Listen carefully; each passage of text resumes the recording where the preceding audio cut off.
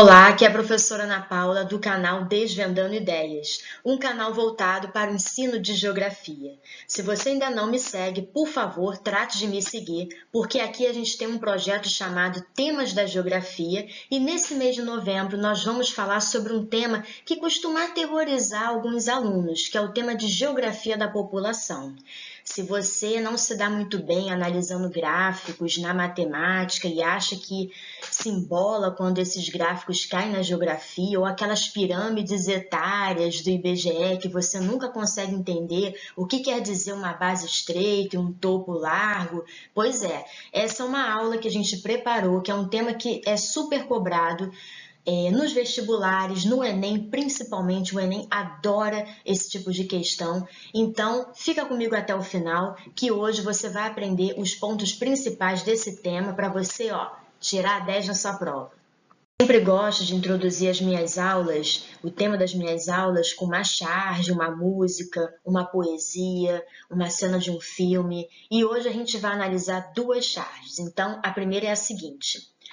Tem uma senhora bem vestida, com uma filhinha no carrinho, e está passando na rua e de repente ela se depara com uma senhora que está com, vamos ver, 1, 2, 3, 4, 5 filhos e um desses 5 é um bebezinho que ela está carregando e ela está pedindo esmola, pelo amor de Deus, ela está passando fome, as crianças estão puxando a roupa dela pedindo comida. E aí essa senhora, ao invés de dar algum biscoito, ao invés de dar algum dinheiro para ela comprar um lanche, essa senhora muito bem vestida, ela vira para ela e oferece uma cartela de anticoncepcional. O que essa charge está dizendo? Essa charge ela está associando a pobreza a uma política de controle de natalidade e também a uma ideia de preconceito, né? Uma ideia muito preconceituosa que a gente tem em sempre associar a quantidade de filhos ao poder aquisitivo das pessoas. Então, essa senhora muito bem vestida, ela está falando o seguinte, olha, se você tivesse prevenido, tivesse evitado filhos, você não estaria tão pobre assim, você não estaria pedindo ajuda. Bom, independente do que você acredita ou não, essa é a mensagem da charge. Agora, a segunda charge, peço desculpas porque está passando muita moto aqui na minha rua, mas vamos continuar. É uma charge muito interessante, ela tem 4 momentos, e o primeiro momento diz assim, em 1974 a população mundial era de 4 bilhões, então a gente mostra, aqui está mostrando o planeta Terra e um bebê sugando o planeta Terra, é como se esse bebê estivesse mamando na Terra e a Terra o planeta Terra fosse uma grande mamadeira. E no segundo momento diz o seguinte, em 1987 ela tinha crescido para 5 bilhões de pessoas, aí está falando da população mundial, do aumento. E aí esse planeta Terra ele já está diminuindo, é como se fosse um balão que tivesse também sendo sugado, né? Sendo esvaziado por esse bebê, e o tamanho desse bebê só vai aumentando, que esse bebê representa essa população mundial. E no terceiro momento diz o seguinte, em 1997 eram 6 bilhões, então esse balão que representa aí o planeta Terra, ele está murcho. Aí chega no quarto momento, diz o seguinte, no ano de 2025 ela chegará a 8,5 bilhões. E aí sabe o que acontece? O bebê some e esse balão planeta Terra também some. Você pode desenhar sua própria conclusão. Aí aqui tem uma imagem do lápis incluído, né? Que esse lápis ele acompanhou como se ele estava nas cenas, né? Desenhando, é como se alguém estivesse contando uma história e desenhando ali a cena. Bom, qual é a conclusão que a gente pode chegar? Que essa charge leva a gente, né? Qual o caminho que ela leva a gente a entender, né, a ideia que ela quer passar? Muito simples, ela está associando a escassez dos recursos naturais, dos recursos mundiais, com a população mundial. E aí ela associa a ideia da teoria malthusiana, que a gente vai ver mais para frente. Então, essa população mundial vai usar todos os recursos e o planeta Terra não vai suportar. Então, aqui a gente tem duas charges que estão tratando de duas perspectivas, né, diferentes a questão do crescimento populacional. A primeira charge que a senhora oferece o anticoncepcional para a moça que tem muitos filhos, ela está dizendo o seguinte: poxa, se você não tivesse tantos filhos, se a sua família não tivesse tão grande, você não estaria pobre. Então, está associando o crescimento populacional à pobreza. O segundo está falando que os recursos mundiais, os recursos naturais, eles vão acabar pelo aumento populacional. Só que, será que é só a pobreza, é só o crescimento populacional, o inchaço urbano, o inchaço dos grandes centros urbanos, que definitivamente consegue ter um impacto ambiental negativo maior, que polui mais? Será que isso não tem a ver também com o alto poder aquisitivo? Em que posição nós estamos nessa desigualdade social? Quais os tipos quais as diferentes formas de se poluir o meio ambiente? O que está por trás, o que justifica aqui no Brasil, principalmente, exatamente essa questão da pobreza? Será que não tem a ver a distribuição de renda? Será que essa pessoa tinha realmente acesso ao anticoncepcional, aos métodos contraceptivos? Será que realmente isso tem influência no poder aquisitivo dessa pessoa, no estado na sua condição de miserável? Bom, todos esses questionamentos que eu estou levantando para vocês, nós não vamos desenvolver aqui, mas são coisas que fazem a gente pensar, né, para além das notícias e para além do senso comum que a gente costuma ver no nosso dia a dia, né, através das falas de muitas pessoas. Mas é muito interessante a gente ver como a geografia trata isso, como a geografia desconstrói muitas ideias, como essas ideias, né, entre crescimento populacional, pobreza, crescimento populacional e principalmente recursos naturais, como elas já foram pensadas por outras pessoas, por outros intelectuais, e como isso pode cair na prova. Então, depois dessa reflexão, que com certeza ajuda muito também, pode ser também um tema pode ser um tema também de redação, mas é muito interessante a gente entrar nesse assunto com essas questões abertas para desconstruir mitos, ideias que a gente tinha anteriormente. Então, vamos seguindo. Nós estamos desvendando a geografia da população. Só que a geografia da população, ela é um subcampo da geografia.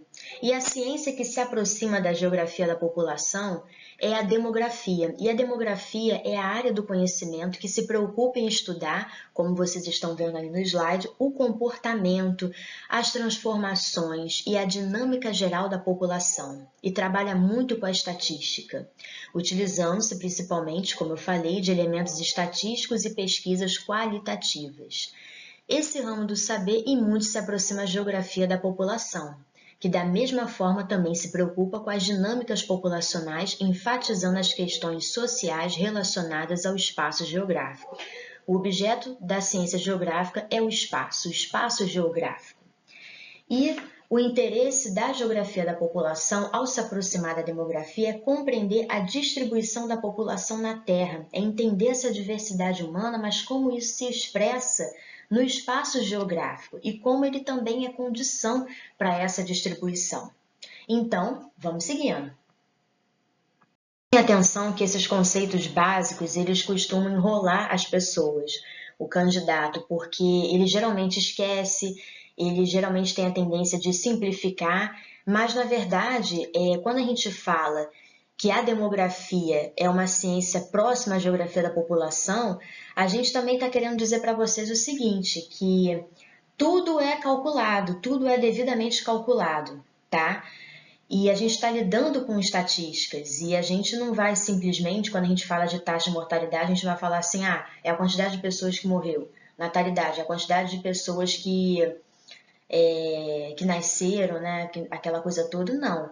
Quando a gente fala de taxa de natalidade, a gente fala de número de nascimentos por ano para cada 100 habitantes. A gente tem uma estimativa, tá? Número de nascimentos por ano para cada 100 habitantes. Mortalidade, número de mortes por ano para cada 100 habitantes. Isso não vai ser cobrado na prova, no sentido assim de vocês calcularem, mas é bom vocês saberem quais são os critérios, né? Como isso de fato é calculado, é pensado. Bom, entendendo taxa de natalidade e taxa de mortalidade, que é o número de nascimentos, mortes por ano para cada 100 habitantes, no conjunto de 100 habitantes, o que é o crescimento vegetativo e demográfico? O crescimento vegetativo, você vai pegar essa taxa de natalidade e vai diminuir da taxa de mortalidade, tá? Eu quero saber o crescimento vegetativo de uma população. Eu vou diminuir a taxa de natalidade e a de mortalidade. Mas se eu quiser saber o crescimento demográfico, eu vou ter que pegar esse crescimento vegetativo e somar com o saldo migratório. E vocês lembram que eu expliquei na aula do mês passado, no mês de outubro, que eu falei o seguinte: a gente vai tratar de um tema que também dialoga com o tema de geografia da população, com a demografia. Então, é exatamente nesse contexto, porque a gente não só tem um crescimento ou uma redução demográfica só considerando quem nasce e quem morre, mas também quem entra, quem sai. Então, principalmente quem entra, né, que é o saldo imigratório. Então, a onda de refugiados que a Europa recebeu, a parte desenvolvida, quando você teve a tomada do regime talibã no Afeganistão e muita gente naquela loucura querendo sair, pegando avião, sair para ir embora, e até mesmo, principalmente, né, o nosso processo migratório interno também. Não só interno, mas externo também, que o Brasil recebeu muitas pessoas de fora até hoje. Então é muito interessante a gente considerar isso nas nossas, na nossa prova, né, nesse tema de geografia da população. Outros conceitos muito importantes também: taxa de fecundidade ou taxa de fertilidade. É o número de filhos por mulher em idade fértil. Isso é calculado, ou seja, o potencial de procriação de um grupo de mulheres, né, por mulher, na idade que elas têm condições de saúde, na idade que geralmente as mulheres têm filho. E aí vai entrar toda uma discussão, com a inserção da mulher no mercado de trabalho, por que isso acabou se reduzindo, a taxa de fecundidade, e aí isso mexe com o crescimento demográfico. Tá vendo como as coisas, assim, são conceitos bem assim, bem claros, bem diretos, mas estão relacionados e vocês têm que aprender a relacionar. E isso confunde as pessoas, né? A gente pode, por esquecimento mesmo, né, acabar errando uma questão. Bom, país populoso e país povoado. Quando a gente fala de país populoso, a gente fala de um país com uma alta população absoluta, tá? Acima de 100 milhões de habitantes é um país populoso. Agora, quando a gente fala de país povoado, a gente está falando de um alto número relativo de habitantes por quilômetro, acima de 100 habitantes por quilômetro. Então, um país, ele pode ser populoso, mas talvez ele não seja povoado, né? Não quer dizer que sendo populoso ele é povoado. Por exemplo, o Brasil. O Brasil é um país populoso? Ele é. Mas ele é um país povoado? Não, porque a gente ainda tem grandes extensões de terras, e a região norte é um exemplo disso, né? Uma parte da região centro-oeste e principalmente a região norte já mostra, né, o quanto essa distribuição ela é desigual. E a gente tem uma concentração dessa população absoluta, né? A gente tem uma concentração dessa população em determinadas regiões, não é distribuído de forma igualitária por todo o território nacional. Então, esse é o sentido de populoso e povoado. Outros conceitozinhos que também confundem muitos alunos é o de população absoluta e de população relativa. População absoluta, segundo o site do Brasil Escola, do UOL, que é um site muito bom para você estudar também, é o número total de habitantes de um dado lugar. E você obtém esse número de habitantes através dos levantamentos que vão ser feitos da população, a contagem da população. Aqui no Brasil, quem faz o nosso censo é o IBGE, que é o Instituto Brasileiro de Geografia e Estatística, e a gente está tendo o censo 2022. Então, quando a gente fala de população absoluta, a gente está falando do número total de habitantes, tá? E se a gente fala do número total de habitantes, a gente está falando o quê? De um país, de uma cidade, de um bairro populoso, mas não necessariamente povoado. E aí a gente vai reforçar aí a diferença. Novamente, no site brasilescola.ol, tá? População relativa. Esse indicador demográfico é também conhecido como densidade demográfica ou densidade populacional e é obtido pela divisão do total da população absoluta de um determinado território pela área na qual essa população está distribuída. Então, eles vão pegar a população absoluta, a contagem geral dessa população, e vão dividir pela área que essa população ocupa, né? O território. Com essa informação, é possível analisar a proporção da população em termos de ocupação em relação ao território. Então, é aqui com a população relativa que você vai descobrir se um país, um bairro, uma cidade, um distrito, se de fato é povoado. Entendeu? Não quer dizer que povoado seja populoso. Populoso a gente está falando de população absoluta e povoado de população relativa. Um site muito importante para vocês estudarem, muito interessante também, é o site do InfoEscola. E esse conteúdo foi desenvolvido pelo geógrafo Wellington Souza Silva, tá? Do Centro Universitário Fundação Santo André. E esse geógrafo, ele utilizou como referência o site do IBGE, que também é um site muito bom para vocês consultarem muitos conceitos, verem mapas, e também ele usa livros didáticos. E aqui a gente vai definir com vocês o conceito de população economicamente ativa e população economicamente inativa. E esse conceito de economicamente ativa apareceu não de uma forma explícita, mas apareceu numa questão que eu trabalhei logo uma das primeiras na aula de migrações do mês de outubro. E o que é essa população economicamente ativa? Ela é composta, pessoal, pela população trabalhadora com idade entre 10 e 65 anos. Não sei se isso mudou, tá? Esse limite de idade. Mas é a idade de trabalho, é a idade da população, é a população que vai receber uma remuneração salarial pela sua venda da sua força de trabalho, ou seja, pelo seu trabalho. É aquela população que está gerando renda. Mas eu posso incluir os desempregados? Posso. Incluindo também as pessoas que estejam temporariamente desempregadas, tá? Então, são as pessoas que trabalham e as pessoas que estão desempregadas e que estão buscando um trabalho, estudando para um concurso, fazendo um curso técnico, terminando uma faculdade, ou depois que termina uma faculdade, está lutando para se inserir no mercado de trabalho, distribuindo currículo, não é aquela pessoa totalmente parada.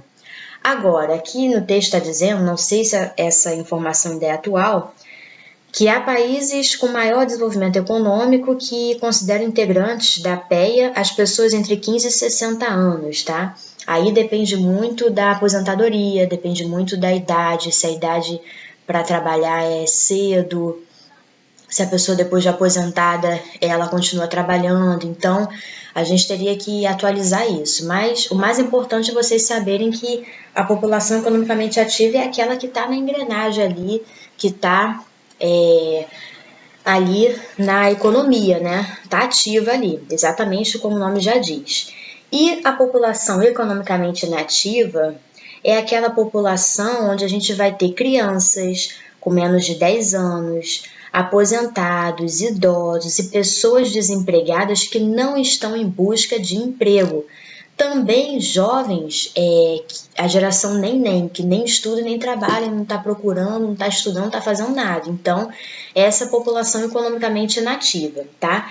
Geralmente, quando a gente a gente trata da população economicamente inativa, a gente geralmente associa mais aos aposentados, né? Quando a gente olha para o topo da pirâmide, né? Aquelas pirâmides etárias, né? A base tem a população economicamente ativa, a base tem a população economicamente inativa, que é mais você pensar a taxa de natalidade, número de nascimentos, né? E aí, quando você vai para o meio da pirâmide, você está vendo ali a população economicamente ativa. E quando você vai para o topo, é a população economicamente inativa, que são os idosos, tá? Então, assim, as pessoas não acham que a base da pirâmide, elas sempre associam, a população economicamente inativa é o idoso, então tá só no topo. Não, ela tá na base também, que a gente também tem ali a idade de as pessoas muito novas, né? Às vezes meses de vida, idade de creche mesmo, pré-escolar. Então não se esqueçam desse detalhe. Um conceito muito importante também é a esperança de vida, ou seja, a expectativa de vida. E quando a gente fala de expectativa de vida, a gente está falando se a taxa de mortalidade ela vai ser muito alta a ponto de não permitir que a pessoa tenha esperança de vida ao nascer, que ela chegue até uma idade adulta ou até na idade idosa. Então, aí a gente tem aqui essa distribuição de esperança de vida ao nascer no ano de 2016, tá? Nós pegamos no site do IBGE e a gente vê toda essa distribuição. A gente vê aqui que essa esperança de vida ela é mais alta na América do Sul, ela é mais alta na América do Norte e em partes da Europa, a parte desenvolvida principalmente. E só no continente africano a gente já vê a redução disso, né, em grande parte. Então isso mostra muito o acesso a determinados medicamentos, a determinados exames médicos, vacinas, o quanto esse país investe na saúde, em programas de combate à mortalidade infantil e etc. Então é muito interessante a gente analisar isso, que isso também está relacionado à qualidade de vida, né? E também se a pessoa vai ter condições de chegar, como está dizendo aqui na legenda, né? De chegar à idade adulta, de chegar à idade idosa, né? A compor essa população economicamente inativa sendo idoso. Então é muito interessante a gente ver a distribuição dessa desigualdade. O que a gente estava falando de população de país povoado, de país populoso, a gente falou de população absoluta, população relativa. Bom, aqui eu separei para vocês 3 mapas do IBGE que mostram a distribuição geográfica dessa população relativa. E aí mostra, comprovando para vocês que o Brasil não é um país, ele é um país populoso, mas ele não é um país povoado. E a maior parte dessa população, ela se concentra nas cidades litorâneas, principalmente, da região sudeste, parte da região sul, né? E também do nordeste, mas a gente vê esse vazio, né? Centro-oeste, região norte, e nem a região nordeste é tão povoada assim.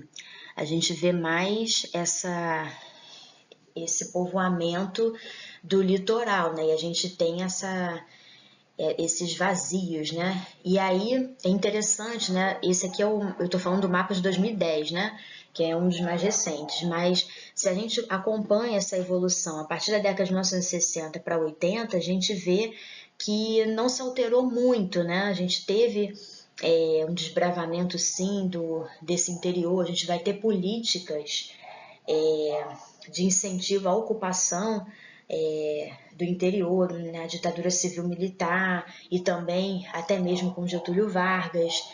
E isso tudo mostra o inchaço dos grandes centros urbanos que se concentram, né, exatamente na região sul, sudeste, nordeste, mas a gente ainda não, essa urbanização ainda não se interiorizou, né, essa densidade demográfica ainda não se espalhou efetivamente pelo território.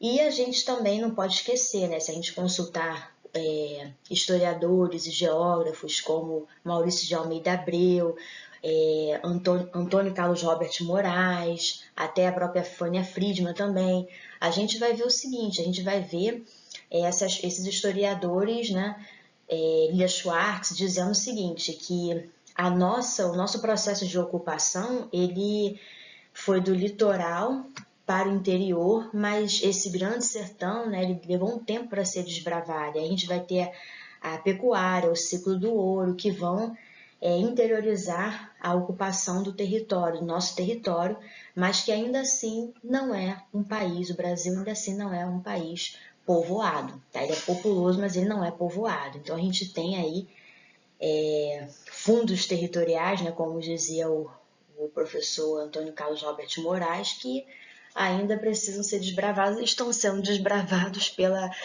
prática da soja, da pecuária, pelo desmatamento, né? Aí já é outro tipo de desbravamento. Mas é muito assim, interessante a gente ver esses mapas e ver o quanto os conceitos de população absoluta, né, podem ser trabalhados no nosso país.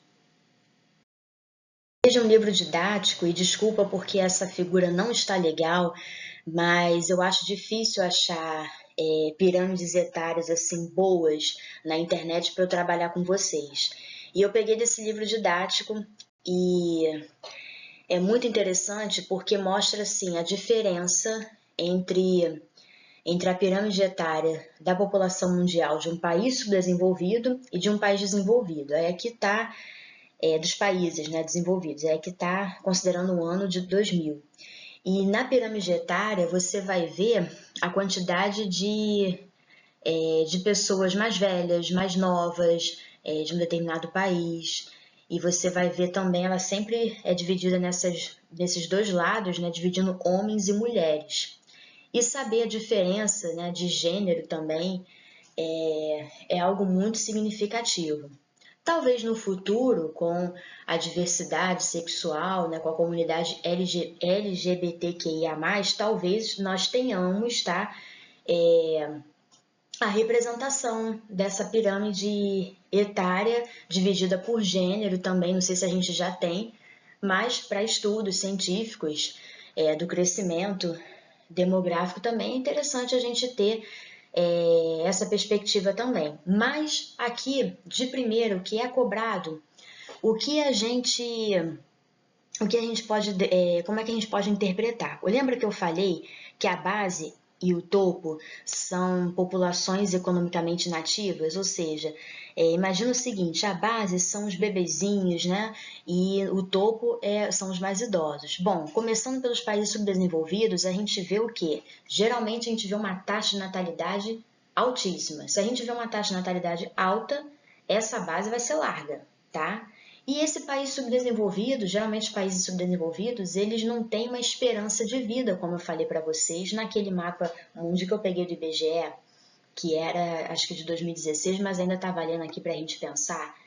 Então, se não tem uma esperança de vida, não investe em medicação, não tem uma qualidade de vida também para o idoso, a gente pode ter uma alta taxa de natalidade e uma alta taxa de mortalidade, e a taxa de mortalidade não está representada aqui, mas a gente também pode ter o topo pode ser bem estreito, porque a gente não vai ter uma quantidade de pessoas muito expressiva para sobreviver a todas as dificuldades financeiras, guerras também influenciam, avanços tecnológicos influenciam no crescimento demográfico. Então, é muito importante a gente considerar isso. Então, geralmente, o país subdesenvolvido vai ter a base larga, o meio vai ser largo também, mas o topo vai ser estreito. Agora, quando a gente fala de países desenvolvidos, a base é estreita porque a gente tem mulheres que se inseriram no mercado de trabalho mais cedo, o acesso a métodos contraceptivos. Então, a gente vai ter uma diminuição dessa taxa de natalidade, não necessariamente essa taxa de natalidade está reduzida por conta da taxa de mortalidade. A taxa de mortalidade não aparece aqui. E o meio dessa pirâmide é um meio não tão largo, é um meio um pouco estreito, mas ainda considerável. E em algumas situações pode ter até uma quantidade de homens até maior do que de mulheres, mas isso vai depender muito do país. E a gente tem o topo largo. A gente tem um topo largo. Compara essa pirâmide dos países desenvolvidos com os subdesenvolvidos. Por quê? Porque você tem melhores condições de vida, você tem uma previdência, um sistema previdenciário que valoriza o idoso, o sistema de saúde, que o idoso tem acesso a medicamentos, ele tem a possibilidade de praticar atividade física com mais facilidade que nos países subdesenvolvidos, onde a atividade física do aposentado, quando consegue se aposentar, é trabalhar, infelizmente. Então, a gente tem esse aumento, né? essa esperança de vida ao nascer, ela é muito maior nos países desenvolvidos, tá bom? Então, a gente pode seguir. Esse mapa aqui é um mapa que mostra a idade da população em 2010, né? O censo 2010, mostrando aqui o mapa do Brasil. A gente viu, né, que a gente é um país populoso, mas não é um país povoado, né? A gente se concentra muito no litoral. Mas é muito interessante a gente ver que as pessoas, né, a população de 65 anos ou mais, em porcentagem, segundo a legenda, ela se concentra muito na região sul, principalmente no Rio Grande do Sul. Parece que é o estado que tem mais, assim, segundo o censo 2010. E a gente vê essa distribuição sendo feita, né, ao longo do território, né, dessa área ocupada. A gente vê no Paraná, e a gente vê na região sudeste, na região nordeste, já começa a ficar um pouquinho mais fraco, um pouco Mato Grosso, um pouco em Goiás, na Bahia.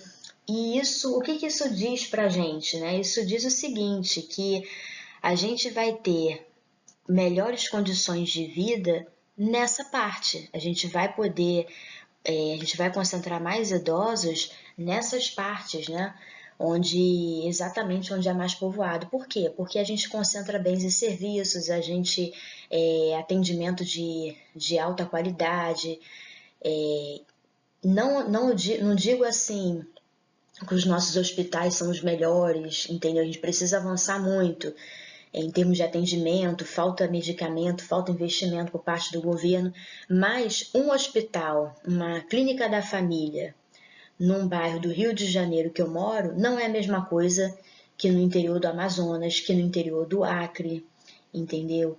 E é claro que eles também podem oferecer, esses estados podem oferecer melhores serviços, mas para a população, para a comunidade ribeirinha, pode ser mais difícil ter acesso. Então, assim, é muito interessante a gente ver, né, o acesso à vacina, à medicação, os transportes também, os meios de transporte, eles também influenciam muito na qualidade de vida da pessoa. Então, é muito interessante, olha a relação que a gente está fazendo, né, com todos os conceitos que a gente trabalhou, ainda trabalhando com a população relativa, com essa ideia, com essa noção de país povoado e relacionando qualidade de vida, relacionando o crescimento demográfico, relacionando a população economicamente inativa, parte dos idosos. Então, isso é muito interessante. E eu uso esses mapas, são difíceis de serem analisados porque tem muita informação, são mapas muito técnicos, mas treinando o olho, vocês vão conseguir fazer várias interpretações na prova, que é isso que eles pedem. A pirâmide etária ela é muito interessante porque ela mostra uma nova forma de representação da pirâmide etária. Eu peguei do IBGE e essa pirâmide ela pode aparecer na sua prova, tá? Não aquelas barrinhas arrumadinhas direitinho, bonitinho. Pode ser que até aconteça de cair, mas se acostume com gráficos, se acostume com outras formas de representação. E essa pirâmide é a composição da população residente por sexo e idade no Brasil, tá? Então, ela faz uma comparação de 1991, 2000 e 2010. Esse rosa bem clarinho é de 1991 e está mostrando que a nossa base era larga e o nosso topo era bem estreito. E em 2000, no ano de 2000, esse rosa mais forte mostra uma redução dessa base e mostram o meio dela, né, reduzido também da população economicamente ativa, e o topo reduziu um pouquinho, né? E em 2010, nós podemos ver o seguinte, que essa base reduziu muito, né? Então, isso quer dizer que a taxa de natalidade tá baixa e a nossa população economicamente ativa, ela até que ela reduziu, mas ela ainda está uma quantidade considerável. Agora, caminhando para o topo, que são os idosos, ela enlargueceu. Isso está dizendo o quê? Que os países subdesenvolvidos, eles também estão com uma taxa de crescimento vegetativo ou de crescimento demográfico parecidos com os países desenvolvidos, né? Então, os países subdesenvolvidos, eles estão seguindo uma tendência dos países desenvolvidos. Então, aquela pirâmide etária, né? Olha, aquela pirâmide etária que eu mostrei para vocês, para países como o Brasil, já se tornou um mito, entendeu? Então, é muito interessante a gente considerar isso. Por quê? Avanço na tecnologia, avanço na medicina, relações de trabalho também, acesso a métodos contraceptivos, programas de controle de natalidade, acesso à informação também em relação à prevenção de filhos, de doenças sexualmente transmissíveis também, e a melhoria na qualidade de vida. Que a gente pôde ver que essa pirâmide ela também é uma representação do mapa que a gente viu anteriormente, só que o mapa está mostrando o quê? A população relativa, o crescimento demográfico, a população relativa, e está mostrando que o Brasil é um país povoado. Está mostrando esse crescimento demográfico, mas que não se interiorizou efetivamente. E aqui a gente está vendo a pirâmide etária que está mostrando o mesmo sentido, mas de uma forma diferente, né? Mostrando que você vai ter um aumento na qualidade de vida no Brasil, a ponto da gente, entre esses anos, de 2000 para 2010, a gente seguir a tendência dos países desenvolvidos. Quem adora esse gráfico de transição demográfica. E esse gráfico de transição demográfica é como a gente entende o crescimento demográfico mundial ao longo da história. E aqui a gente divide em 4 fases, tá? E eu vou apresentá-las para vocês. A primeira fase está dizendo o seguinte, que essa taxa de natalidade ela é absurdamente alta. Tá? A gente tem uma coisa chamada de equilíbrio primitivo. É quando essa taxa de natalidade, essas altas taxas de natalidade, ela não tem muita diferença para a taxa de mortalidade, tá? As duas são altíssimas. Nasce muita gente e morre muita gente, tá? Então essa é a primeira fase. E esse era o momento o quê? Das sociedades primitivas, a expectativa de vida era muito baixa, a população não crescia, né? Então você não tinha, não existia vacina, não tinha acesso a determinadas modos de prevenção, proteção à vida e etc. Agora, a segunda fase trata da revolução agrícola, tá? A gente tem uma queda da taxa de mortalidade e aumento da natalidade, então a gente tem um saldo positivo. E nesse momento, a revolução agrícola ela vai aumentar a expectativa de vida, a esperança de vida ao nascer. Ela vai dar o quê? Segurança alimentar. Então, agora o homem ele vai estar plantando, né? Ele vai estar cultivando. Então, ele vai ter a garantia de sobrevivência dele. E também nessa segunda fase, a gente vai ter uma explosão demográfica. A população ela vai crescer no ritmo de uma progressão geométrica, tá? Nunca se esqueçam disso. Bom, a terceira fase é aquela fase da Revolução Industrial na Inglaterra, final do século XIX até meados dos anos 1940, tá? A gente vai ter uma transição demográfica. E como é que vai ser essa terceira fase? A gente vai ter uma taxa de mortalidade reduzida, tá? E a natalidade também, e a expectativa de vida vai aumentar. Aí a gente tem nesse contexto políticas de gênero, redução da taxa de natalidade, né? O movimento feminista também, a inserção da mulher no mercado de trabalho, aumento do nível de escolaridade, acesso à escola, os métodos contraceptivos, e a gente vai ter a saída do homem do campo para a cidade, a gente vai ter o êxodo rural, que vai ser a transferência dessa população do campo para trabalhar nas cidades, e aí você vai ter a queda da taxa de natalidade, que isso vai influenciar muito, tá? E a população ela vai continuar crescendo e a taxa de mortalidade ela vai continuar se reduzindo.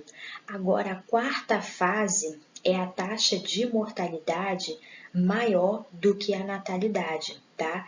A população já está envelhecida da fase anterior e a gente vai ter uma implosão demográfica, a gente vai ter um crescimento vegetativo negativo. As desigualdades sociais vão determinar estas 4 fases de crescimento da população mundial. Cada país vai ter a sua fase de transição demográfica. Eu apresentei aqui no geral, né, da população mundial, não do Brasil de uma forma específica. E, por exemplo, o Brasil vai entrar,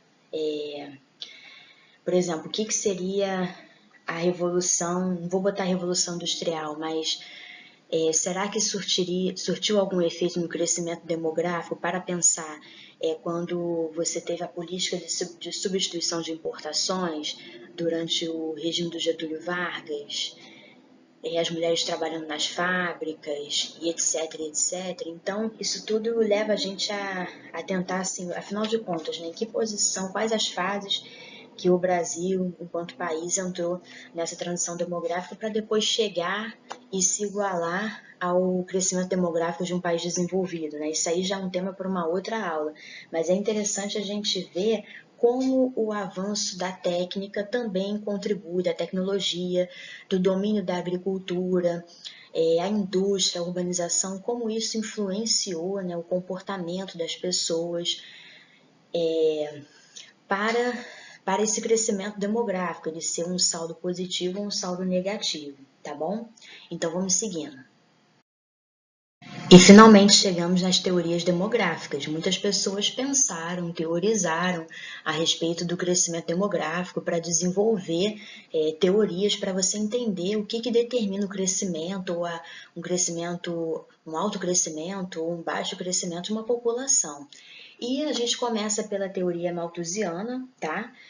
De Thomas Robert Malthus, no século XVIII. E a ideia dele é o seguinte: o crescimento populacional ele está muito acelerado, eu quero entender, está muito avançado, está numa progressão geométrica. E aí ele vai relacionar, não, peraí, a capacidade de produção de recursos não acompanha esse crescimento. Tem uma população muito grande e não tem alimento para todo mundo, né? Então, a população cresce em progressão geométrica e os recursos em progressão aritmética. Então, vai ter um choque. Aí ele defende o seguinte: não, a gente precisa de reformas estruturais básicas, uma sujeição moral, o planejamento familiar, a gente tem que ter uma abstinência sexual, a guerra é uma forma de conter o crescimento populacional. E o que acontece, né? A gente precisa conter a população, epidemia, fome. Mas qual é a falha, né? Como diz esse esqueminha muito bacana que eu peguei no Pinterest, né? As falhas são o seguinte: há um preconceito em você relacionar o relacionamento sexual para um melhoramento genético da população, né? E também você, não tem que ter epidemia, tem que ter fome, tem que ter guerra para conter esse crescimento, né? Então, as falhas são exatamente nesse aspecto. E você também ele também não considerou que ele estava analisando uma determinada população de uma determinada localidade, ele também não considerou que o avanço da tecnologia poderia reduzir esse crescimento, né? Aumentar em progressão até geométrica a capacidade de produção de recursos, né? Então, ele não considerou as técnicas de produção da Revolução Industrial, da Revolução Agrícola, do processo assim, de intensificação dessa produção agrícola, né, que quebrava exatamente a teoria de Malthus. E também não considerou que, na verdade, a miséria e a fome, elas estão mais relacionadas à distribuição desigual de renda, né, à concentração de renda, do que essa capacidade de recursos, né, essa diferença de crescimento entre população e recursos. Só que ele era um homem do tempo dele, tá? Ele era um homem do tempo dele, então a gente não pode julgar. E a gente tem a teoria, como contraponto, a teoria anti-malthusiana ou reformista, que são os marxistas. E o que diz, né? Quais são os pontos principais? Bom, a causa da superpopulação é o capitalismo. A pobreza não está relacionada ao crescimento populacional, à concentração de renda. A gente precisa de uma reforma agrária, que a gente precisa distribuir as terras, pulverizar, não vou usar essa palavra pulverizar, mas distribuir, permitir, né, dar acesso para que todos possam plantar, todos possam ter um trabalho. E assim a gente vai ter um crescimento demográfico, uma desaceleração do crescimento demográfico, tá? E, deixa eu ver, e eles eram contra, obviamente, aos malthusianos e aos neomalthusianos também. E os neomalthusianos, e na metade do século XX, né, durante o período pós-guerra, eles participavam do contexto da Revolução Médico-Sanitária, né, e eles falavam que a população era um obstáculo para o desenvolvimento econômico. Então, eles defendiam, vamos retomar essa ideia de que a gente tem que defender as políticas de controle de natalidade, a culpa é sempre dos pobres. E quais eram as críticas? O crescimento da população sempre era associada à condição de subdesenvolvimento de um país, tá? Se o Brasil ele é um país subdesenvolvido é porque ele tem uma população muito grande, tá? Só que a gente volta à mesma questão, né? A gente tem que levar em consideração, né? Tudo bem que hoje em dia tá uma coisa assim muito...